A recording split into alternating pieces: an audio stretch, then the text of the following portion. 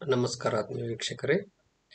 ಈ ಹಿಂದಿನ ವಿಡಿಯೋದಲ್ಲಿ ಸ್ವತ್ತು ಹಸ್ತಾಂತರ ಅಧಿನಿಯಮದ ಅಡಿಯಲ್ಲಿ ಖರೀದಿಗಾರ ಮತ್ತು ಮಾರಾಟಗಾರರ ಹಕ್ಕುಬಾಧ್ಯತೆಗಳ ಕುರಿತಾಗಿ ಒಂದಿಷ್ಟು ಅಧ್ಯಯನ ಮಾಡಿದ್ದೇವೆ. ಈಗ ಈ ವಿಡಿಯೋದಲ್ಲಿ ಅಡಮಾನಗಳು ಅಂದರೆ ಇಂಗ್ಲಿಷ್ನಲ್ಲಿ ಮಾರ್ಗೇಜಸ್ ಅಂತ ಹೇಳ್ತಾರೆ, ಈ ಕಾನೂನಿನ ಅಂಶದ ಕುರಿತಾಗಿ ಇಂದು ನೋಡೋಣ. ಈ ಅಡಮಾನ ಅಥವಾ ಮಾರ್ಗೇಜ್ ಅನ್ನೋದು ಸಾಮಾನ್ಯ ಜನರು ತಿಳಿದುಕೊಂಡಂತೆ ಏನು ಬ್ಯಾಂಕಿನಲ್ಲಿ ಆಸ್ತಿಯನ್ನು ಒತ್ತಿ ಇಡೋದು ಅಂತ ಏನು ಹೇಳ್ತೀವಿ, ಅದು ಅಥವಾ ಬ್ಯಾಂಕಿನಲ್ಲಿ ಬೋಜ ಮಾಡೋದು ಅಂತ ಹೇಳ್ತೀವಿ. ಈ ಒಂದು ಅಂಶಗಳ ಕುರಿತಾಗಿ ಇಲ್ಲಿ ಸವಿವರವಾಗಿ ನೋಡುವಂಥ ಪ್ರಯತ್ನ ಮಾಡೋಣ. ಇಲ್ಲಿ ಬೋಜ ಅಂದರೆ ಕೇವಲ ಚಾರ್ಜ್ ಅಂತ ಬರುತ್ತೆ, ಅದು ಕುರಿತಾಗಿ ನಾನು ನಂತರ ಹೇಳ್ತೀನಿ. ಈಗ ಅಡಮಾನಗಳು ಅಂದರೆ ಏನು ಒತ್ತೆ ಅಂತೇಳಿ ಸಾಮಾನ್ಯ ದೃಷ್ಟಿಯಲ್ಲಿ ನಾವು ಕರಿತೀವಿ, ಅದರ ಕುರಿತಾಗಿ ನಾವು ನೋಡೋದಾದರೆ ಮೂಲತಃ ಸಾಲಗಳ ವಿಧಗಳು ಎರಡು ಥರ ಇರ್ತವೆ ಅನ್ನೋದನ್ನು ನಾವು ಗಮನಕ್ಕೆ ತೆಗೆದುಕೊಳ್ಬೇಕು. ಸಾಲಗಳಲ್ಲಿ ಸುರಕ್ಷಿತ ಸಾಲ ಮತ್ತು ಅಸುರಕ್ಷಿತ ಸಾಲ ಅಂದರೆ ಸೆಕ್ಯೂರ್ಡ್ ಲೋನ್ ಮತ್ತು ಅನ್ಸೆಕ್ಯೂರ್ಡ್ ಲೋನ್ ಅಂತ ಹೇಳ್ತಾರೆ. ಅಂದರೆ ಯಾವುದು ಆಸ್ತಿಯನ್ನು ಇನ್ನೊಬ್ಬರ ಒಂದು ಸುಪರ್ದಿಗೆ ಕೊಟ್ಟು ಅಥವಾ ಆ ಆಸ್ತಿಯ ಮೇಲೆ ಒಂದು ಹಕ್ಕನ್ನು ಅಥವಾ ಅದರ ಹಿತಾಸಕ್ತಿಗಳ ಕುರಿತಾಗಿ ಒಂದಿಷ್ಟು ಹಕ್ಕುಗಳನ್ನು ಇನ್ನೊಬ್ಬರಿಗೆ ಕೊಟ್ಟು ಆ ಮೂಲಕ ಸಾಲಗಳನ್ನು ಪಡೆದರೆ ಅದು ಸುರಕ್ಷಿತ ಸಾಲ. ಅಂದರೆ ಸಾಲ ತೆಗೆದುಕೊಂಡ ಸಾಲ ಅವನಿಗೆ ಮರಳಿ ಬರುತ್ತದೆ ಅನ್ನೋದೊಂದು ಭದ್ರತೆ ಇರ್ತದೆ, ಅದಕ್ಕೆ ಸುರಕ್ಷಿತ ಸಾಲ. ಮತ್ತು ಸಾಲವನ್ನು ಯಾವುದೇ ಆಧಾರ ಇಲ್ಲದೆ ಒಂದು ವೈಯಕ್ತಿಕ ಆಧಾರದ ಮೇಲೆ ಕೊಟ್ಟಿದ್ರೆ, ಯಾವುದೇ ಆಸ್ತಿಯ ಒಂದು ಆಧಾರ ಇಲ್ಲದೆ ಕೊಟ್ಟಿದ್ರೆ ಅಲ್ಲಿ ಅದು ಅಸುರಕ್ಷಿತ ಸಾಲ ಅಂತ ಹೇಳ್ತೀವಿ. ಇನ್ನು ಚರ ಆಸ್ತಿಯ ಕುರಿತಾಗಿ ಸಾಲವನ್ನು ಕೊಟ್ಟಿದ್ರೆ ಅದನ್ನ ಒತ್ತೆ ಅಥವಾ ಪ್ಲೆಜ್ ಅಥವಾ ಪ್ರತಿಜ್ಞೆ ಅಂತ ಕರೀತಾರೆ. ಅಂದ್ರೆ ಏನು, ಈ ಚರ ವಸ್ತುಗಳಂದ್ರೆ ಮೂವೇಬಲ್ ಪ್ರಾಪರ್ಟೀಸ್ ಅನ್ನ ಅಲ್ಲಿ ಬೋಜ ಮಾಡಿದ್ರೆ ಅಥವಾ ಅದನ್ನ ಒತ್ತೆ ಕೊಟ್ಟಿದ್ರೆ ಅದನ್ನ ಇಂಗ್ಲಿಷ್ನಲ್ಲಿ ಪ್ಲೆಜ್ ಅಥವಾ ಪ್ರತಿಜ್ಞೆ ಅಂತ ಹೇಳ್ತಾರೆ. ಮತ್ತೆ ಇನ್ನು ಸ್ಥಿರ ಆಸ್ತಿ ಕುರಿತಾಗಿ ಅಲ್ಲಿ ಸಾಲವನ್ನು ಮಾಡಿದ್ರೆ, ಆ ಸಾಲ ಪಡೆದಿದ್ರೆ ಅದಕ್ಕೆ ಅಡಮಾನ ಅಂತೇಳಿ ಈಗ ನಾವೇನು ವಿಷಯ ಹೇಳ್ತಾ ಇದ್ದೇವೆ ಈ ಕುರಿತಾಗಿ ಬರ್ತಿದೆ. ಅಂದರೆ ಇಲ್ಲಿ ಟ್ರಾನ್ಸ್ಫರ್ ಆಫ್ ಪ್ರಾಪರ್ಟಿ ಆಕ್ಟ್ ಕೆಳಗೆ ಈ ಮಾರ್ಗೇಜಸ್ ಅನ್ನೋದು ಅಥವಾ ಅಡಮಾನ ಅನ್ನೋದನ್ನ ಏನು ವಿಚಾರ ಮಾಡ್ತೀವಿ ಅಂದರೆ ಮೂಲತಃ ಈ ಸ್ಥಿರ ಆಸ್ತಿ ಕುರಿತಾಗಿ ಇಲ್ಲಿ ವಿವರಣೆ ಇದೆ ಅಂತ ನಾವು ಗಮನಿಸಬೇಕು. ಇನ್ನು ಅಡಮಾನ ಅನ್ನೋ ಶಬ್ದ ಯಾಕೆ ಬಂತು ಅಂತಂತಂದ್ರೆ ಫ್ರೆಂಚ್ ನ ಹಳೆಯ ಒಂದು ಶಬ್ದ ಮಾರ್ಗೇಜ್ ಅಂತೇಳಿ ಆ ಶಬ್ದದಿಂದನೇ ಬಂದಿದೆ ನೇರವಾಗಿ. ಮಾರ್ಟ್ ಅಂತ ಅನ್ನೋದು ಒಂದು ಸಪ್ತ, ಮಾರ್ಚೂರಿ ಅಂತ ನಾವು ತಾವು ಕೇಳಿರ್ಬೋದು. ಸೊ ಮಾರ್ಟ್ ಅನ್ನೋ ಶಬ್ದದ ಮೂಲಕ ಅಂದ್ರೆ ಸಪ್ತ ಅಂತೇಳಿ ಅರ್ಥ ಆಗುತ್ತದೆ.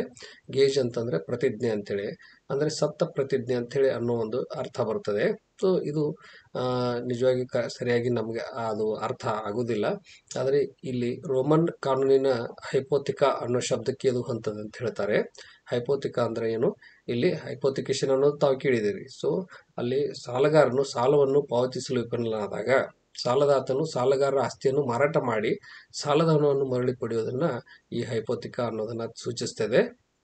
ಸೊ ಒಟ್ಟಿನಲ್ಲಿ ಏನಂದ್ರೆ ಸಾಲ ಕೊಟ್ಟವ ಸಾಲದ ಒಂದು ಭದ್ರತೆಗಾಗಿ ಒಂದು ಸ್ಥಿರ ಆಸ್ತಿಯಲ್ಲಿ ತನ್ನ ಹಿತಾಸಕ್ತಿಯ ವರ್ಗಾವಣೆ ಮಾಡುವಂತಹ ಉದ್ದೇಶ. ಅಂದ್ರೇನು, ಯಾವ ವ್ಯಕ್ತಿ ಸಾಲ ಪಡೆದಿರ್ತಾನೆ ಅವನು ತನ್ನ ಒಂದು ಸ್ಥಿರ ಆಸ್ತಿಯಲ್ಲಿ ಅವನ ಹಿತಾಸಕ್ತಿಯನ್ನ ಸಾಲ ಕೊಟ್ಟವನಿಗೆ ಒಂದು ವರ್ಗಾವಣೆ ಮಾಡಿ ಆ ಮೂಲಕ ಅಲ್ಲಿ ಸಾಲದ ಒಂದು ಭದ್ರತೆಯನ್ನ ನಿರ್ಮಿಸುವ ಮೂಲಕ ಸಾಲ ಕೊಟ್ಟವನಿಗೆ ಒಂದು ಸುರಕ್ಷಿತ ಒಂದು ವ್ಯವಸ್ಥೆಯನ್ನ ಮಾಡಿಕೊಡುವ ಮೂಲಕ ಅಲ್ಲಿ ಈ ಸಾಲದ ವ್ಯವಹಾರವನ್ನು ಮಾಡ್ತಾರೆ. ಸೊ ಆ ಮೂಲಕ ಇಲ್ಲಿ ಅದನ್ನ ಮಾರ್ಗೇಜ್ ಅನ್ನೋದು ಒಂದು ವ್ಯವಸ್ಥೆ ಬರ್ತದೆ. ಈ ವಿಷಯವಾಗಿ ಮುಂದೆ ನೋಡ್ಬೇಕಂತಂದ್ರೆ ಈ ಟ್ರಾನ್ಸ್ಫರ್ ಆಫ್ ಪ್ರಾಪರ್ಟಿ ಆಕ್ಟ್ ಕೆಳಗೆ ಈ ಕಲಂ 58A ಅದು ಯಾವ ತರ ಅದನ್ನ ವಿವರಣೆ ಕೊಡ್ತಿದೆ ಅಂತಂದ್ರೆ, ಅಸ್ತಿತ್ವದಲ್ಲಿರುವ ಅಥವಾ ಭವಿಷ್ಯದ ಸಾಲ ಅಂದ್ರೆ ಈಗಾಗಲೇ ಸಾಲ ನೀಡಿರ್ಬೋದು, ಅಂದ್ರೆ ಈಗಾಗಲೇ ಮೊದಲೇ ಸಾಲ ಕೊಟ್ಟಿದ್ದಾನೆ ಅವನು, ಅದು ಸಾಲ ಅಂತ ಕೊಟ್ಟಿದ್ದಾನೋ ಅಥವಾ ಯಾವ ದೃಷ್ಟಿಲಿ ಸಾಲ ಅಂತ ಒಟ್ಟು ದುಡ್ಡು ಕೊಟ್ಟಿದ್ದಾನೆ, ಸೊ ಅಲ್ಲಿ ಅದನ್ನ ಸಾಲ ಅಂತ ಪರಿಗಣಿಸಿರ್ಬೋದು. ಅಥವಾ ಇನ್ನು ಮುಂದೆ ನಾ ಸಾಲ ಕೊಡ್ತೀನಿ ಅಂತ ಹೇಳಿ ಒಪ್ಕೊಂಡು ಅಲ್ಲಿ ಒಂದು ವ್ಯವಹಾರ ಮಾಡಿರ್ಬೋದು. ಸೊ ಅಲ್ಲಿ ಮುಂಗಡ ಹಣ ಅಥವಾ ಸಾಲದ ಮೂಲಕ ನೀಡೋಕೆ, ಅಂದ್ರೆ ಸಾಲ ಅಂತೇಳಿ ಹೇಳಿಕೊಟ್ಟು ಅದರ ಸಾಲದ ಹಣವನ್ನು ಕೊಟ್ಟು ಅದನ್ನ ಮರುಪಾವತಿ ಮಾಡೋ ಒಂದು ಏನು ವಿಧಾನ ಇದೆ ಅದನ್ನ ಸುರಕ್ಷಿತಗೊಳಿಸುವ ಉದ್ದೇಶದಿಂದ ಅಥವಾ ಒಂದು ಯಾವುದೇ ಸಾಲ ಇಲ್ಲದೆ ಇರ್ಬೋದು, ಏನಾದರೂ ಒಂದು ಕೆಲಸ ಮಾಡ್ತೀನಿ ಅಂತೇಳಿ ಅಲ್ಲಿ ಪ್ರಾಮಿಸ್ ಮಾಡಿರ್ಬೋದು. ಸೊ ಅಲ್ಲಿ ವಚನದ ಕಾರ್ಯನಿರ್ವಹಣೆಯೇ ಹೊಣೆಗಾರಿಕೆ ಅಂತ ಹೇಳ್ತಾರೆ. ಸೊ ಅಲ್ಲಿ ಒಂದು ನಾನು ಇಂಥ ಕೆಲಸ ಮಾಡ್ತೇನೆ ಅಂತ ಒಪ್ಪಿಕೊಂಡು ಅಥವಾ ಮಾಡದೇ ಇರುತ್ತೇನೆ ಅಂತೇಳಿ ಒಪ್ಕೊಂಡಿರ್ತಾರೆ. ಅಂಥ ಸಂದರ್ಭದಲ್ಲಿ ಬರೀ ಹೇಳುವುದಷ್ಟೇ ಅಲ್ಲ, ಅಥವಾ ಅಲ್ಲಿ ಸಾಲವನ್ನು ತೆಗೆದುಕೊಳ್ಳೋದಷ್ಟೇ ಅಲ್ಲ, ಅಲ್ಲಿ ಏನು ಮಾಡ್ತಾರೆ ಅಂತಂದರೆ ನಿರ್ದಿಷ್ಟ ಸ್ಥಿರ ಆಸ್ತಿಯ ಮೇಲಿನ ಹಿತಾಸಕ್ತಿಯನ್ನು ವರ್ಗಾವಣೆ ಮಾಡ್ತಾರೆ. ಒಂದು ನಿರ್ದಿಷ್ಟಪಡಿಸಿದ ಸ್ಥಿರ ಆಸ್ತಿ ಇರಬೇಕು, ಅದರ ಮೇಲೆ ಇರುವಂಥ ಒಂದು ಹಿತಾಸಕ್ತಿಯನ್ನು ಅವನು ಇನ್ನೊಬ್ಬನಿಗೆ, ಅಂದರೆ ಯಾರು ಹಣ ಕೊಟ್ಟಿರ್ತಾರೆ ಅಥವಾ ಯಾರಿಗೆ ಇವನು ಪ್ರಾಮಿಸ್ ಮಾಡಿರ್ತಾನೆ ಆ ವ್ಯಕ್ತಿಗೆ ಅದನ್ನು ವರ್ಗಾವಣೆ ಮಾಡುವುದನ್ನು ಅಡಮಾನ ಅಂತ ಹೇಳ್ತಾರೆ. ಸೊ ಇಲ್ಲಿ ಒಟ್ಟಾರೆಯಾಗಿ ಈ ಕಾಯ್ದೆ ಹೇಳೋದಂದ್ರೇನು, ಒಬ್ಬ ವ್ಯಕ್ತಿ ಸಾಲ ಪಡೆದವನು ಅಥವಾ ಒಂದು ಶಪಥ ಮಾಡಿದವನು, ಆ ವ್ಯಕ್ತಿ ತನ್ನ ಆಸ್ತಿಯ ಮೇಲಿನ ಹಿತಾಸಕ್ತಿಯನ್ನು ಇನ್ನೊಬ್ಬ ವ್ಯಕ್ತಿಗೆ ವರ್ಗಾವಣೆ ಮಾಡ್ತಾನೆ. ಅಂದರೆ ಆ ಇನ್ನೊಬ್ಬ ವ್ಯಕ್ತಿ ಸಾಲ ಕೊಟ್ಟವನು ಇರ್ಬೋದು ಅಥವಾ ಇವನಿಂದ ಒಂದು ಶಪಥವನ್ನು ಪಡೆದಂಥ ವ್ಯಕ್ತಿ ಇರ್ಬೋದು. ಸೊ ಈ ಥರ ಇಲ್ಲಿ ಈ ಒಂದು ಅಡಮಾನದ ಕಾಯ್ದೆ ಕುರಿತಾಗಿ ನಾವು ಅದರ ಒಂದು ವಿವರಣೆ ಸಿಗುತ್ತದೆ. ಸೊ ಈ ಥರ ವರ್ಗಾವಣೆ ಮಾಡುವವರನ್ನು, ಆಸ್ತಿಯ ಹಿತಾಸಕ್ತಿಯನ್ನು ವರ್ಗಾವಣೆ ಮಾಡುವ ವ್ಯಕ್ತಿಯನ್ನು ಅಡಮಾನದಾರ ಅಂತೇಳಿ ಕನ್ನಡದಲ್ಲಿ ಬರ್ತದೆ, ಇಂಗ್ಲೀಷ್ನಲ್ಲಿ ಮಾರ್ಗೇಜರ್ ಅಂತ ಹೇಳ್ತೀವಿ. ಮತ್ತು ಇನ್ನು ಅಡಮಾನ ಯಾರಿಗೆ ಸಲುವಾಗಿ ಯಾರ ವ್ಯಕ್ತಿಗೆ ಕೊಟ್ಟಿದ್ದಾನೆ ಆ ಅಡಮಾನವನ್ನು ಪಡೆಯುವ ವ್ಯಕ್ತಿಗೆ ಅಡಮಾನ ಸ್ವೀಕೃತಿದಾರ ಅಥವಾ ಅಡಮಾನ ಪಡೆದವ ಅಂಥೇಳಿ ಹೇಳ್ತೀವಿ. ಇನ್ನು ಅಂಥ ಸಾಲದ ಮತ್ತು ಬಡ್ಡಿ ಹಣವನ್ನು, ಅಂದರೆ ಸಾಲ ಅಷ್ಟೇ ಅಲ್ಲ, ಯಾವ ವ್ಯವಹಾರದೊಳಗೆ ಆ ಸಾಲ ಮತ್ತು ಆ ಬಡ್ಡಿಯನ್ನು ಸಹಿತ ಕೊಡ್ಕೊಂಡು ಅದು ಅಡಮಾನದ ಒಟ್ಟು ಹಣ ಅಂತೇಳಿ ಗಮನಿಸುತ್ತೇವೆ. ಇನ್ನು ಅದಕ್ಕಾಗಿ ಒಂದು ಕಾಗದ ಪತ್ರ ಮಾಡಿದರೆ ಅದರ ಮಾರ್ಗೇಜ್ ಡೀಡ್ ಅಂತೀವಿ, ಅದನ್ನು ಇಂಗ್ಲೀಷ್ನಲ್ಲಿ ಮಾರ್ಗೇಜ್ ಡೀಡ್ ಅಂದರೆ ಕನ್ನಡದಲ್ಲಿ ಅಡಮಾನ ಪತ್ರ ಅಂತ ಹೇಳ್ತೀವಿ. ಇನ್ನು ಅಡಮಾನದ ವಿಧಗಳು ಈ ಥರ ಎಷ್ಟು ಥರ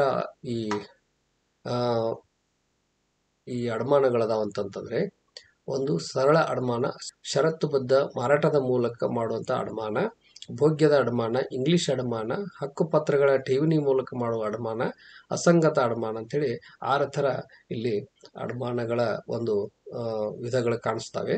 ಮೊದಲನೇದಾಗಿ ತಾವು ನೋಡೋದಾದರೆ ಸರಳ ಅಡಮಾನ ಅಂತಂತಂದರೆ ಸಿಂಪಲ್ ಮಾರ್ಗೇಜ್ ಅಂತ ಹೇಳ್ತೀವಿ.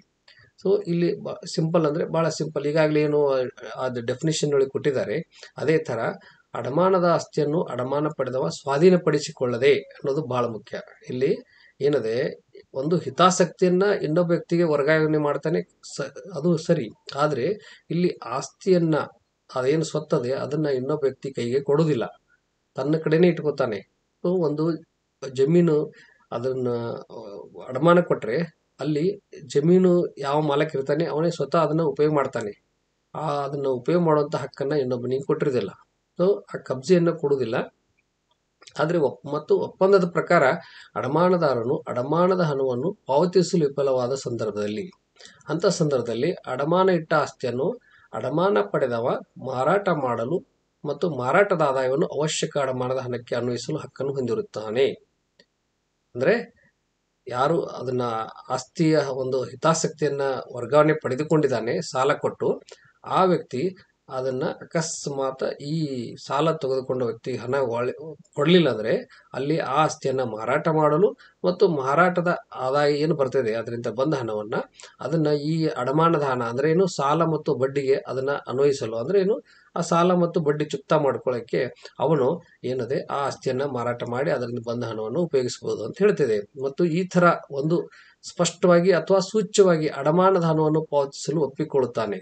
ತಾನು ಅಡಮಾನದ ಹಣವನ್ನು ಮರುಪಾವತಿ ಮಾಡ್ತೇನೆ ಅಂತೇಳಿ ತಾನೇ ಬಂಧಿಸಿಕೊಳ್ತಾನೆ, ಅಂದರೆ ಒಂದು ಬಂಧನಕಾರಿ ಕರಾರನ್ನು ಅಲ್ಲಿ ನಿರ್ಮಾಣ ಮಾಡ್ಕೊಳ್ತಾನೆ. ಸೊ ಅಂಥ ವ್ಯವಹಾರವನ್ನು ಸರಳ ಅಡಮಾನ ಅಂತ ಹೇಳಿ ಕರೀತಾರೆ. ಇಲ್ಲಿ ಏನದೆ, ಮುಖ್ಯವಾಗಿ ಆಸ್ತಿಯ ಸ್ವಾಧೀನ ಇನ್ನೊಬ್ಬನಿಗೆ ಬಿಟ್ಟು ಕೊಟ್ಟಿರುವುದಿಲ್ಲ. ಆದರೆ ಏನು ಒಪ್ಕೊಂಡಿರ್ತಾನಂದರೆ, ನಾನು ಸಾಲ ಹೊಳ್ಳಿ ಕೊಡಲಿಲ್ಲ ಅಂದರೆ ನೀ ಆಸ್ತಿಯನ್ನು ಮಾರಿ ಅದರಿಂದ ಬಂದ ಹಣವನ್ನು ಈ ಸಾಲ ಮತ್ತು ಬಡ್ಡಿಗಾಗಿ ನೀನು ಅದನ್ನು ಬಳಸಿಕೊಳ್ತಕ್ಕದ್ದು ಅಂಥೇಳಿ ಈ ಥರ ಒಂದು ಹೇಳಿಕೊಡ್ತಾನೆ. ಮತ್ತು ಆ ಮೂಲಕ ತನ್ನನ್ನೇ ತಾನೇ ಆ ಆಸ್ತಿ ಕುರಿತಾಗಿ ಒಂದು ಬಂಧನವನ್ನು ನಿರ್ಮಿಸಿಕೊಳ್ತಾನೆ. ಸೊ ಇಂಥ ಸಂದರ್ಭದಲ್ಲಿ ಅದೇ ಆಸ್ತಿಯನ್ನು ಆ ವ್ಯಕ್ತಿ ಮಾರಾಟ ಮಾಡಿ ಅದನ್ನು ಕೊಟ್ಟಂಥ ಸಾಲವನ್ನು ಮರಳಿ ಪಡಿಬೋದು. ಯಾವ ಸಂದರ್ಭದಲ್ಲಿ ಅಂದರೆ ಈ ವ್ಯಕ್ತಿ ನಿರ್ದಿಷ್ಟಪಡಿಸಿದ ಅವಧಿಯೊಳಗೆ ತುಂಬಲಿಲ್ಲ ಅಂದರೆ. ಆದರೆ ಇದನ್ನು ನೇರವಾಗಿ ಮಾರಾಟ ಮಾಡುವಂಥ ಅವಕಾಶ ಈ ಕಾನೂನೊಳಗಿಲ್ಲ.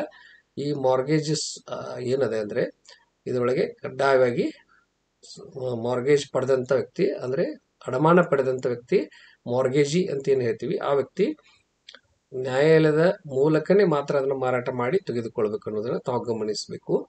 ಇನ್ನು ಇದರೊಳಗೆ ಷರತ್ತುಬದ್ಧ ಮಾರಾಟದ ಮೂಲಕ ಅಡಮಾನ, ಅಂದ್ರೆ ಮಾರ್ಗೇಜ್ ಬೈ ಕಂಡೀಷನಲ್ ಸೇಲ್ ಅಂತೇಳಿ ಎರಡನೇ ವಿಧವಾದಂತ ಒಂದು ವಿಧ. ಇದಕ್ಕೆ ಸ್ವಲ್ಪ ಇಂಗ್ಲಿಷ್ ಮಾರ್ಗೇಜ್ಗೆ ಸ್ವಲ್ಪ ಸಾಮ್ಯತೆ ಇದೆ, ಆದರೆ ಅದನ್ನ ನಂತರ ಹೇಳ್ತೀನಿ. ಒಂದು ನಿರ್ದಿಷ್ಟ ದಿನಾಂಕದಂದು ಅಡಮಾನದ ಹಣ ಮರುಪಾವತಿಯಲ್ಲಿ ವಿಫಲನಾದರೆ ಪೂರ್ವ ನಿಯೋಜಿತ ಮಾರಾಟವು ಸಂಪೂರ್ಣವಾಗಿರುತ್ತದೆ ಎಂಬ ಷರತ್ತಿನ ಮೇಲೆ. ಅಂದ್ರೆ ಏನು ಇಲ್ಲಿ ಈಗಾಗಲೇ ವ್ಯಕ್ತಿ ಏನ್ ಮಾಡ್ತಾನಂತಂದ್ರೆ ಸಾಲದ ರೂಪದಲ್ಲಿ ಪಡೆದಿರ್ತಾನೆ. ಆ ಆಸ್ತಿಯನ್ನ ಇನ್ನೊಬ್ಬ ವ್ಯಕ್ತಿಗೆ ಯಾರೇ ಸಾಲ ಕೊಟ್ಟಿರ್ತಾನೆ ಅವನಿಗೆ ವರ್ಗಾವಣೆ ಮಾಡಿರ್ತಾನೆ. ಆದ್ರೆ ಯಾವ ತರ ವರ್ಗಾವಣೆ ಅಂತಂತಂದ್ರೆ ಅಲ್ಲಿ ಒಂದು ರೀತಿಯಲ್ಲಿ ಅದನ್ನ ಮಾರಾಟನೇ ಅಂತ ಮಾಡಿರ್ತಾನೆ. ಕಂಡೀಷನಲ್ ಸೇಲ್ ಇರ್ತೈತೆ, ಅದು ಕಂಪ್ಲೀಟ್ ಸೇಲ್ ಇಲ್ಲ, ಕಂಡೀಷನಲ್ ಸೇಲ್ ಇರ್ತೈತೆ. ಅಲ್ಲಿ ಹೇಳ್ತಾರಂತಂದ್ರೆ ಈ ಆಸ್ತಿಯನ್ನ ನೀನು ಮಾಲಕನಾಗ್ತೀಯ ಯಾವ ಸಂದರ್ಭದಲ್ಲಿ ಅಂದ್ರೆ ನಾನು ಮರುಪಾವತಿ ಮಾಡುವಲ್ಲಿ ವಿಫಲನಾದ್ರೆ. ಅಂದ್ರೆ ಈಗಾಗಲೇ ನಾನೇನು ಮಾರಾಟ ಮಾಡಿದ್ದೀನಿ ನಿನಗೆ ಅದು ಸಂಪೂರ್ಣವಾಗ್ತದೆ, ಕಾನೂನುಬದ್ಧ ಆಗಿಬಿಡ್ತೈತೆ, ಅದು ಫೈನಲ್ ಆಗ್ತದೆ ಅಂತ ಹೇಳಿ. ಸೊ ಈ ಒಂದು ಕರಾರು. ಅಥವಾ ಇನ್ನೊಂದು ರೀತಿಯಲ್ಲಿ ಅಂತ ಹೇಳ್ಬೇಕಂದ್ರೆ ಅಂತ ಪಾವತಿಯನ್ನು ಮಾಡಿದಾಗ ಮಾರಾಟವು ಅನೂರ್ಜಿತವಾಗುತ್ತದೆ. ಅಂದ್ರೆ ಈಗಾಗಲೇ ನಾ ಮಾರಾಟ ಮಾಡಿದ್ದೀನಿ, ಆದ್ರೆ ಮಾರಾಟ ಅದು ಫೈನಲ್ ಅಲ್ಲ. ಯಾಕಂತಂದ್ರೆ ನಾನು ನಿನ್ನಿಂದ ಪಡೆದ ಹಣವನ್ನ ಮರಳಿ ಕೊಡಬಹುದು ನಾನು. ಸೊ ಒಂದು ನಿರ್ದಿಷ್ಟ ಅವಧಿಯೊಳಗೆ ನಾನು ಅದನ್ನ ಹಣ ಮರಳಿ ಕೊಟ್ಟಿದ್ರೆ ನಾನು ಮಾರಾಟ ಮಾಡಿದಂತ ಆಸ್ತಿ ಹೊಳ್ಳಿ ನನಗೆ ಉಳಿತದೆ, ನೀನು ಮಾನಕ್ಲಾಗುವುದಿಲ್ಲ. ಅಂದ್ರೆ ಈಗಾಗಲೇ ಮಾಡಿದಂತ ಮಾರಾಟ ಅದು ಅನೂರ್ಜಿತವಾಗುತ್ತದೆ, ಅದು ರದ್ದಾಗ್ತದೆ ಅಂತ ಹೇಳಿದೆ. ಸೊ ಇಲ್ಲಿ ಮಾರಾಟ ಆಗಿದೆ, ಆದ್ರೆ ಅದು ಮಾರಾಟದ ಪ್ರತಿಫಲ ಏನ್ ತಗೊಂಡಿದ್ದಾನೆ ಅದನ್ನ ಸಾಲದ ರೂಪದಲ್ಲಿ ಪಡೆದುಕೊಂಡಿದ್ದೇನೆ ಅನ್ನೋ ಅರ್ಥದೊಳಗೆ ಇವ್ರು ಮಾರಾಟ ಮಾಡಿರ್ತಾನೆ. ಯಾಕಂದ್ರೆ ಹಣದ ಅಡಚಣೆ ಇದೆ, ಮಾರಾಟ ಮಾಡಿದಾನೆ, ಆದ್ರೆ ಪೂರ್ತಿ ಅವನಿಗೆ ಮಾರಾಟ ಮಾಡೋ ಮನಸ್ಸಿಲ್ಲ, ತನ್ನ ಆಸ್ತಿಯನ್ನ ತಾನು ಮರಳಿ ಪಡೆಯುವಂತ ಆಸೆ ಇದೆ. ಸೊ ಅಲ್ಲಿ ಏನ್ ಮಾಡ್ತಾನೆ ವ್ಯಕ್ತಿ ಅಂದ್ರೆ ಆ ಆಸ್ತಿಯನ್ನ ಸಂಪೂರ್ಣವಾಗಿ ಮಾರಾಟ ಮಾಡೋದಿಲ್ಲ, ಆದ್ರೆ ಅದಕ್ಕೆ ಮಾರ್ಗೇಜ್ ಬೈ ಕಂಡೀಷನಲ್ ಸೇಲ್ ಅಥವಾ ಷರತ್ತುಬದ್ಧ ಮಾರಾಟದ ಮೂಲಕ ಅಡಮಾನ ಮಾಡ್ತಾನೆ. ಸೊ ಅಲ್ಲಿ ಅಡಮಾನ ಇದೆ, ಮಾರಾಟ ಪೂರ್ತಿಯಾಗಿ ಮಾರಾಟನೂ ಇಲ್ಲ, ಆದ್ರೆ ಕೇವಲ ಅಡಮಾನನೂ ಅಲ್ಲ. ಕೇವಲ ಅಡಮಾನದಲ್ಲಿ ಸಾಲ ಕೊಡಬೇಕು, ಅಲ್ಲಿ ಹೊಳ್ಳಿ ಪಡಿಬೇಕು ಅಷ್ಟೇ ಇರ್ತದೆ. ಕೊಡ್ಲಿಲ್ಲ ಅಂದ್ರೆ ಅವನು ನ್ಯಾಯಾಲಯಕ್ಕೆ ಹೋಗಿ ಅದನ್ನ ಕಾನೂನುಬದ್ಧ ಅದನ್ನ ಖರೀದಿ ಮಾಡ್ಕೋಬೇಕು. ಇಲ್ಲಿ ಏನಿದೆ ಅಂದ್ರೆ ಈಗಾಗಲೇ ಅವನು ಕರಾರ ಪ್ರಕಾರ ಮಾರಾಟ ಮಾಡಿಬಿಟ್ಟಿರ್ತಾನೆ, ಆದ್ರೆ ಮಾರಾಟ ಅಂತಿಮವಲ್ಲ.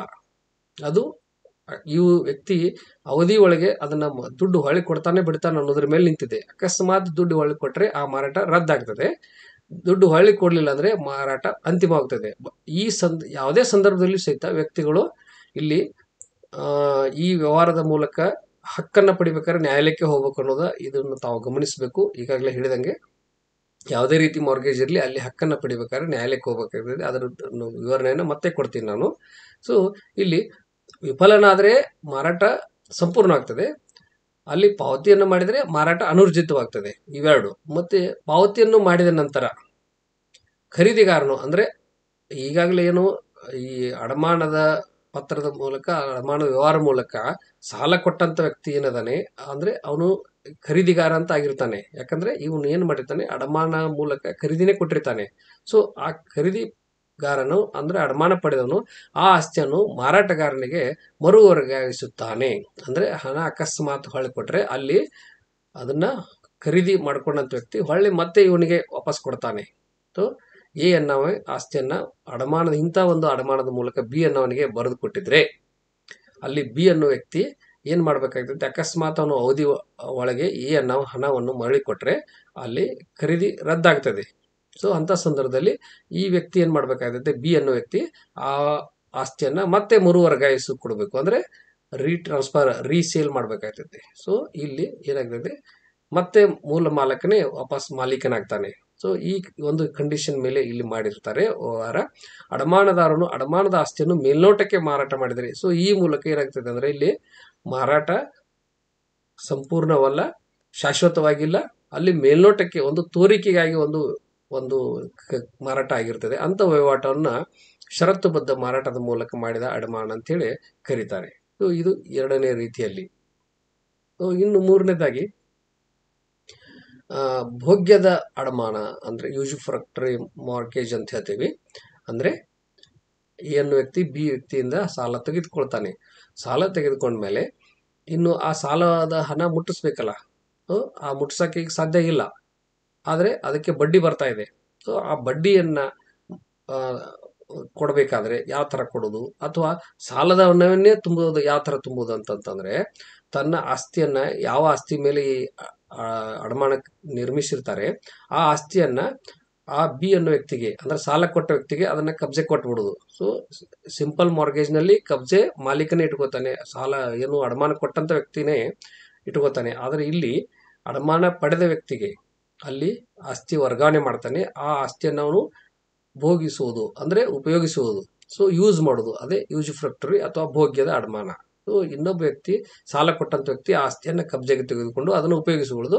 ಆ ಬಂದ ಲಾಭದಲ್ಲಿ ಅವನು ಅದನ್ನ ಅವರ ಕರಾರ್ ಪ್ರಕಾರ ಅದನ್ನ ಅಸಲಿಗಾಗಿ ಅಂದ್ರೆ ಸಾಲದ ಅಸಲಿಗಾಗಿ ಅಥವಾ ಬಡ್ಡಿಗಾಗಿ ಅಥವಾ ಭಾಗಶಃ ಅಸಲು ಭಾಗಶಃ ಬಡ್ಡಿಗೆ ಅಥವಾ ಯಾವ ತರ ಅವ್ರು ಒಪ್ಕೊಂಡಿರ್ತಾರೆ ಆ ತರ ₹1,00,000 ತಗೊಂಡಿದ್ರೆ ಪ್ರತಿ ವರ್ಷ ಒಂದು ₹10,000 ಬಡ್ಡಿ ಆಗ್ತಾ ಇದ್ರೆ ಅಲ್ಲಿ ಆ ಆಸ್ತಿಯ ಒಂದು ಉತ್ಪನ್ನ ಎಷ್ಟು ಬರ್ತೈತೆ ಅನ್ನೋದು ನೋಡ್ಬೇಕು. ಅದರ ಪ್ರಕಾರ ಅವರು ಅದನ್ನ ಬಡ್ಡಿಗಾದ್ರೂ ಉಪಯೋಗಿಸ್ತಿರ್ಬೋದು ಅಥವಾ ಅಸಲಿಗಾದ್ರೂ ಉಪಯೋಗಿಸ್ತಿರ್ಬೋದು. ಸೊ ಆ ತರ ಅವ್ರು ಯಾವ ತರ ಒಪ್ಕೊಂಡಿರ್ತಾರೆ ಆ ತರ ಅದನ್ನ ಒಂದು ಅಸಲು ಮತ್ತು ಸಾಲ ಅಸಲು ಸಾಲ ಮತ್ತು ಬಡ್ಡಿ ಇದು ಮುಟ್ಟುವವರೆಗೆ ಅಥವಾ ಯಾವ ತರ ಅವ್ರು ಒಪ್ಕೊಂಡಿರ್ತಾರೆ ಅಲ್ಲಿವರೆಗೆ ಆ ಒಂದು ಏನದೆ ಆ ಆಸ್ತಿಯನ್ನ ಉಪಯೋಗಿಸಬಹುದು. ಅಕಸ್ಮಾತ್ ಅವನು ಇಲ್ಲ ನಾನು ಇಂತಿಷ್ಟು ವರ್ಷಕ್ಕೆ ನೀನು ಅಸಲನ್ನ ಮರಳಿ ಕೊಡ್ತೀನಿ, ಬಡ್ಡಿ ಸಲುವಾಗಿ ಮಾತ್ರ ನೀನು ಅದನ್ನು ಉಪಯೋಗಿಸು ಅಂತ ಹೇಳಿ ಒಪ್ಕೊಂಡಿದ್ರೆ ಕರಾರ್ ಮಾಡಿದ್ರೆ ಆ ತರ ಅವನು ಬಡ್ಡಿಗಾಗಿ ಅದನ್ನ ಆಸ್ತಿಯನ್ನು ಉಪಯೋಗ ಮಾಡ್ಕೊತ ಹೋಗ್ಬೇಕು. ಯಾವಾಗ ಇವನು ಅಸಲು ಮರಳಿ ಕೊಡ್ತಾನೆ ಅವಾಗ ಆ ಆಸ್ತಿಯನ್ನ ಮತ್ತೆ ಇವನಿಗೆ ವಾಪಸ್ ಮರಳಿ ಕೊಡ್ಬೇಕಾಗ್ತದೆ. ಒಂದು ಕಬ್ಜೆ ಕೊಡ್ತಾನೆ, ಒಂದು ಮತ್ತೆ ಅದರಿಂದ ಬರುವ ಬಾಡಿಗೆ ಲಾಭಗಳು ಏನದಾವ ಅದರಿಂದ ಬರುವಂತ ಯಾವ ಎಲ್ಲ ತರದ ಒಂದು ಅನುಕೂಲಗಳನ್ನ ಅವನು ಉಪಯೋಗಿಸುವಂತದ್ದು ಅದು, ಅಥವಾ ಆ ಬಾಡಿಗೆ ಅಥವಾ ಲಾಭಗಳು ಏನು ಬರ್ತವೆ ಅದರೊಳಗೆ ಸಂಪೂರ್ಣವಾಗಿ ಬಳಸ್ಕೊಳ್ಬಹುದು ಅಥವಾ ಅವರ ಒಪ್ಪಂದ ಪ್ರಕಾರ ಅದರಲ್ಲಿ ಸ್ವಲ್ಪ ಭಾಗವನ್ನು ಅಂದ್ರೆ ಉದಾಹರಣೆಗೆ ಈಗಾಗಲೇ ಹೇಳಿದಂಗೆ ₹1,00,000 ಸಾಲ, ಅದಕ್ಕೆ ₹10,000 ಪ್ರತಿ ವರ್ಷ ಬಡ್ಡಿ ಇದ್ರೆ ಈ ಆಸ್ತಿಯಿಂದ ಬರುವ ಉತ್ಪನ್ನ ₹20,000 ಇದ್ರೆ ಅಲ್ಲಿ ₹10,000 ಉಪಯೋಗಿಸಿಕೊಳ್ಬೇಕು, ₹10,000 ಇವನಿಗೆ ವಾಪಸ್ ಕೊಡ್ಬೇಕು ಅಂತ ಒಪ್ಕೊಂಡಿರ್ಬೋದು. ಸೊ ಈ ತರ ಯಾವುದೇ ತರ ಅವ್ರು ಒಪ್ಕೋತಾರೆ ಆ ತರ ಕರಾರಿನ ಅಂಶಗಳು ಮುಖ್ಯವಾಗ್ತವೆ, ಅದರ ಪ್ರಕಾರ ಇರ್ತದೆ. ಆದ್ರೆ ಅವ್ರ ಉದ್ದೇಶ ಯಾವ ತರ ಇದೆ ಅದರ ಮೇಲಿಂದ ಈ ಒಂದು ಯಾವ ವಿಧದ ಕರಾರ್ ಅನ್ನೋದನ್ನ ತೀರ್ಮಾನ ಮಾಡಬೇಕಾಗ್ತದೆ. ಸೊ ಇಲ್ಲಿ ಕಬ್ಜೆಯನ್ನ ಮುಖ್ಯವಾಗಿ ಈ ಇನ್ನೊಬ್ಬ ವ್ಯಕ್ತಿಗೆ ಕೊಡ್ತಾನೆ, ಯಾರು ಸಾಲ ಕೊಟ್ಟಿರ್ತಾನೆ ಆ ವ್ಯಕ್ತಿಗೆ ಆ ಆಸ್ತಿಯ ಕಬ್ಜೆಯನ್ನು ಕೊಡ್ತಾನೆ. ಇದು ಮುಖ್ಯವಾಗಿ ಗಮನಿಸಬೇಕಾದಂತ ವಿಷಯ.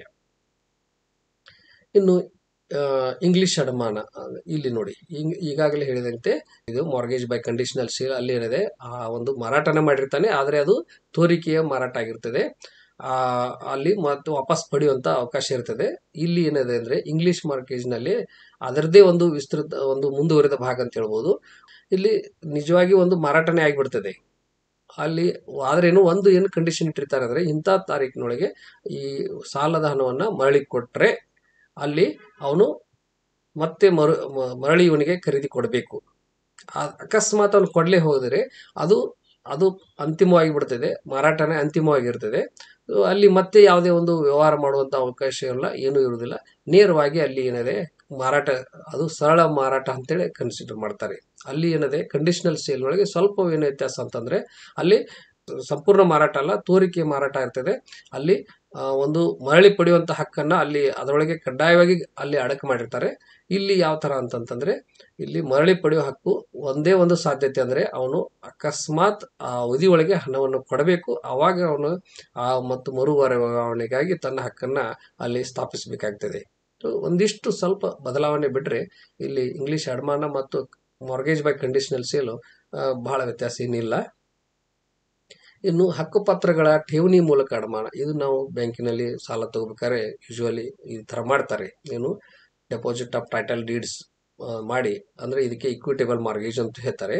ಒಂದು ಆಸ್ತಿಯ ಕುರಿತಾಗಿ ಏನು ದಾಖಲು ಪತ್ರಗಳು, ಒರಿಜಿನಲ್ ದಾಖಲು ಪತ್ರಗಳು ಅಂದ್ರೆ ಯಾವ ತರ ಅಂದ್ರೆ ಒಂದು ಕುಟುಂಬದ ವಾಟನಿ ಪತ್ರ ಇರ್ಬೋದು ಅಥವಾ ಒಂದು ಖರೀದಿ ಪತ್ರ ಇರ್ಬೋದು.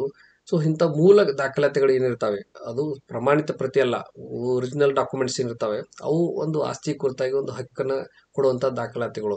ಆ ದಾಖಲಾತಿಗಳು ಇದ್ರೆ ಅಲ್ಲಿ ಏನಾಗ್ತದೆ ಅಂದ್ರೆ ವ್ಯಕ್ತಿ ಯಾವುದೇ ಸಂದರ್ಭದಲ್ಲಿ ಒಂದು ಆಸ್ತಿ ಕುರಿತಾಗಿ ಸಮಸ್ಯೆ ಉಂಟಾದ್ರೆ ಆ ಮೂಲ ದಾಖಲಾತಿಗಳನ್ನು ತೋರಿಸಿ ಅವನು ತನ್ನ ಹಕ್ಕನ್ನು ಸಿದ್ಧ ಮಾಡ್ಕೊಳ್ಳುವಂತ ಅವಕಾಶ ಇರ್ತದೆ ಯಾವುದೇ ಸಂದರ್ಭದಲ್ಲಿ. ಸೊ ಈ ತರ ಒಂದು ಮೂಲ ದಾಖಲಾತಿಗಳು ಏನಿರ್ತವೆ ಆ ಆಸ್ತಿ ಯಾವ ತರ ಈ ವ್ಯಕ್ತಿಗೆ ಈ ಕುಟುಂಬಕ್ಕೆ ಇವರ ಪೂರ್ವಜರಿಗೆ ಬಂತು ಅನ್ನೋದು ತೋರಿಸುವಂತ ದಾಖಲಾತಿ ಏನಿರ್ತದೆ ಅದನ್ನ ಟೈಟಲ್ ಡೀಡ್ ಅಂತ ಏನು ಹೇಳ್ತೀವಿ.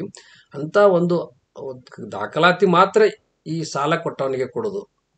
ಆ ಮೂಲಕ ಸಾಲ ಪಡೆಯುವುದು. ಅದು ಈ ತರ ಒಂದು ವ್ಯವಸ್ಥೆ ಇದ್ರೆ ಒಬ್ಬ ವ್ಯಕ್ತಿಯು ಈ ಕೆಳಗಿನ ಯಾವುದೇ ಪಟ್ಟಣಗಳಲ್ಲಿ ಅಂದ್ರೆ ಕಲ್ಕತ್ತಾ, ಮದ್ರಾಸ್, ಬಾಂಬೆ ಪಟ್ಟಣಗಳಲ್ಲಿ ಅಥವಾ ಸಂಬಂಧಪಟ್ಟ ರಾಜ್ಯ ಸರ್ಕಾರ ಅಧಿಕೃತ ಗೆಜೆಟ್ ನಲ್ಲಿ ಅಧಿಸೂಚನೆ ಮೂಲಕ ಈ ಪರವಾಗಿ ನಿರ್ದಿಷ್ಟಪಡಿಸಬಹುದಾದ ಯಾವುದೇ ಇತರ ಪಟ್ಟಣಗಳಲ್ಲಿ ಅಂದ್ರೆ ಯಾವುದೇ ಒಂದು ಪ್ರದೇಶದಲ್ಲಿ ಸರ್ಕಾರ ಏನು ಗೆಜೆಟ್ ಮೂಲಕ ತಿಳಿಸುವ ಮೂಲಕ ಈ ಕಾಯ್ದೆಯನ್ನು ಅನ್ವಯಿಸಬಹುದು. ಈ ಮಾರ್ಗೇಜ್ ಬೈ ಡೆಪಾಸಿಟ್ ಟೈಟಲ್ ಅನ್ನೋದನ್ನ ವಿಸ್ತರಣೆ ಮಾಡಬಹುದು. ಈ ವಿಧಾನದ ಮೂಲಕ ಸಾಲದಾತನಿಗೆ ಅಥವಾ ಅವನ ಪ್ರತಿನಿಧಿ ಅಂದ್ರೆ ಬ್ಯಾಂಕು ಅಥವಾ ಬ್ಯಾಂಕಿನ ಮ್ಯಾನೇಜರು ಅಥವಾ ಬ್ಯಾಂಕಿನ ಪ್ರತಿನಿಧಿ ಯಾರೇ ಇದ್ರು ಅವರಿಗೆ ಸ್ಥಿರ ಆಸ್ತಿ ಹಕ್ಕುಪತ್ರಗಳನ್ನು ಅದರ ಮೇಲೆ ಭದ್ರತೆ ರಚಿಸುವ ಉದ್ದೇಶದಿಂದ ವಿತರಿಸುವ ವ್ಯವಹಾರವನ್ನು ಹಕ್ಕುಪತ್ರಗಳ ಠೇವಣಿ ಮೂಲಕ ಅಡಮಾನ ಅಂತ ಕರೀತಾರೆ. ಸೊ ಇಲ್ಲಿ ಏನಾಗ್ತದೆ, ಒಂದು ಭದ್ರತೆಯನ್ನು ನಿರ್ಮಿಸುವ ಉದ್ದೇಶದಿಂದ ಅಂದ್ರೆ ಈ ಮೂಲ ದಾಖಲಾತಿಗಳನ್ನು ಒಂದು ಬ್ಯಾಂಕಿಗೆ ಕೊಟ್ಟ ಮೇಲೆ ಇನ್ನೊಂದು ಬ್ಯಾಂಕಿಗೆ ಸಾಲ ಕೇಳಕ್ ಹೋದ್ರೆ ಅವರು ಆ ದಾಖಲಾತಿಗಳನ್ನ ಕೇಳ್ತಾರೆ. ಇಲ್ಲಾಂದ್ರೆ ಅದರ ಅರ್ಥ ಅಲ್ಲಿ ಇವರು ಬೇರೆ ಕಡೆ ಸಾಲ ಮಾಡಿದ್ದಾರೆ ಅನ್ನೋದು ಬ್ಯಾಂಕರ್ಗೆ ಗೊತ್ತಾಗ್ತದೆ. ಈ ಮೂಲಕ ಈ ದಾಖಲಾತಿಗಳನ್ನು ಪಡೆದಂತ ಬ್ಯಾಂಕರು ತನ್ನ ಒಂದು ಹಿತಾಸಕ್ತಿಯನ್ನು ಕಾಯ್ದುಕೊಳ್ಳಬಹುದು. ಸೊ ಇದಕ್ಕಾಗಿ ಇಲ್ಲೇನಿದೆ, ಭದ್ರತೆಯನ್ನು ರಚಿಸುವ ಉದ್ದೇಶದಿಂದ ಈ ಬ್ಯಾಂಕು ಅಂದ್ರೆ ಸಾಲದಾತ ಅಥವಾ ಅವನ ಪ್ರತಿನಿಧಿಗೆ ಸ್ಥಿರ ಆಸ್ತಿ ಹಕ್ಕುಪತ್ರಗಳನ್ನ ಕೊಡ್ತಾರೆ. ಸೊ ಈ ಕೊಟ್ಟ ಮೇಲೆ ಅಲ್ಲಿ ಸಾಲ ಪಡಿತಾರೆ. ಸಾಲ ಪಡೆದ ಮೇಲೆ ಮತ್ತೆ ಅದನ್ನ ಸಾಲ ಮರಳಿಸಿದ ಮೇಲೆ ಸಂಪೂರ್ಣವಾಗಿ ಸಾಲ ಮುಟ್ಟಿದ ನಂತರ ಅವರು ಮೂಲ ದಾಖಲಾತಿಗಳನ್ನು ಮತ್ತೆ ಮರಳಿ ಕೊಡ್ತಾರೆ.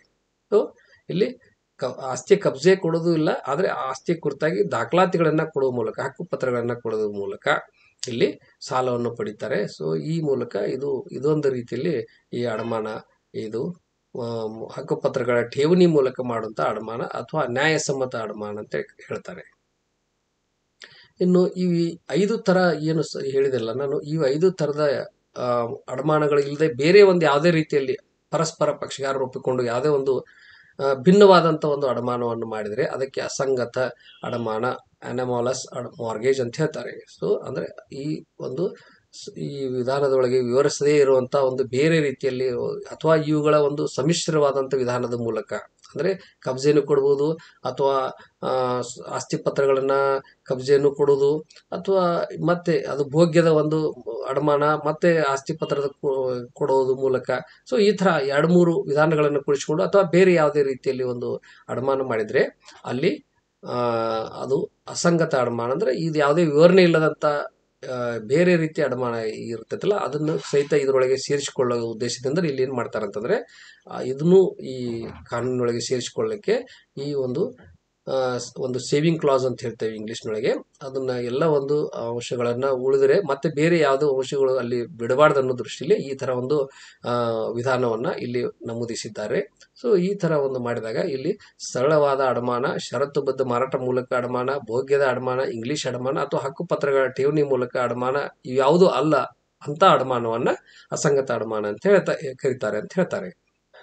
ಈ ಅಡಮಾನ ಪತ್ರಗಳನ್ನ ಯಾವ ತರ ಮಾಡ್ಬೇಕಂತ ಕಾನೂನು ಹೇಳ್ತದಂದ್ರೆ ಕಡ್ಡಾಯವಾಗಿ 100 ರೂಪಾಯಿ ಅಥವಾ ಅದಕ್ಕಿಂತ ಹೆಚ್ಚಿನ ಒಂದು ಏನು ಸಾಲ ಅದರೊಳಗೆ ಒಳಗೊಂಡಿತ್ತಂದ್ರೆ ಅಂತ ಸಂದರ್ಭದಲ್ಲಿ ಆದರೆ ಯಾವುದು ಹಕ್ಕುಪತ್ರಗಳ ಠೇವಣಿ ಮೂಲಕ ಮಾಡಿದಂತ ಅಡಮಾನವನ್ನು ಬಿಟ್ಟು ಬೇರೆ ಯಾವುದೇ ರೀತಿಯ ಅಡಮಾನ ಏನದಾವೆ ಈ ಅಡಮಾನಗಳನ್ನ ಕಡ್ಡಾಯವಾಗಿ ಅಡಮಾನದಾರರಿಂದ ಸಹಿ ಅಂದ್ರೆ ಯಾರು ಸಾಲ ಪಡೆದಿರ್ತಾರೆ ಆ ವ್ಯಕ್ತಿಯಿಂದ ಸಹಿ ಪಡೆದು ಮತ್ತು 2 ಸಾಕ್ಷಿಗಳು ಸಹಿ ಮಾಡಿ ದೃಢೀಕರಿಸಲ್ಪಟ್ಟ ನೋಂದಾಯಿತ ಸಾಧನದಿಂದ ಅಂದ್ರೆ ಒಂದು ರಿಜಿಸ್ಟರ್ಡ್ ಡಾಕ್ಯುಮೆಂಟ್ ಮೂಲಕ ಮಾತ್ರ ಇದನ್ನ ಅಡಮಾನವನ್ನ ಕ್ರಿಯೇಟ್ ಮಾಡಬೇಕು.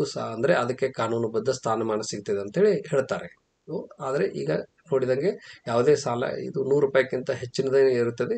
ಈ ಹಳೆ ಕಾನೂನು ಈ ರೀತಿಯಲ್ಲಿ ನಾವು ಗಮನಿಸಬೇಕು. ಈಗ ಕಡ್ಡಾಯವಾಗಿ ಎಲ್ಲ ಅಡಮಾನಗಳು ಏನು ಹೇಳಿದೀನಿ ಇವೆಲ್ಲಾನು ಅಂದ್ರೆ ಹಕ್ಕುಪತ್ರ ಠೇವಣಿ ಒಂದು ಬಿಟ್ಟು ಉಳಿದ ಅಡಮಾನಗಳು ಮಾತ್ರ ಕಡ್ಡಾಯವಾಗಿ ಅಲ್ಲಿ ರಿಜಿಸ್ಟರ್ಡ್ ಡೀಡ್ ಮೂಲಕನೇ ಮಾತ್ರ ಅದನ್ನ ಒಪ್ಪಂದ ಮಾಡ್ಕೋಬೇಕಂತೇಳಿ ಕಾನೂನು ಹೇಳ್ತದೆ.